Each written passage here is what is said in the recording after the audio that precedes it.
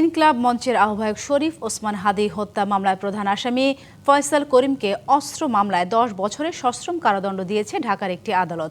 দুপুরে ঢাকার ১৮তম অতিরিক্ত মহানগর দায়রা জজ মাহমুদুল মোহসিনের আদালত এই রায় ঘোষণা করে।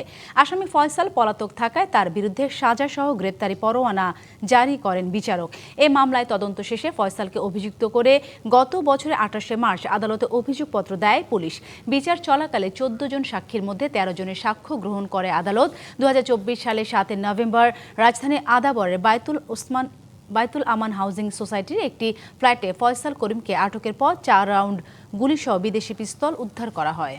বর্তমান সরকারের সর্বোচ্চ চেষ্টা হচ্ছে তাকে দেশে ফিরিয়ে এনে বিচারের মুখোমুখি করা। আজকের এই রায়ের ফলে তাকে দেশে আনার বিষয়ে সরকারকে এই রায়টি আরো সহযোগিতা করবে।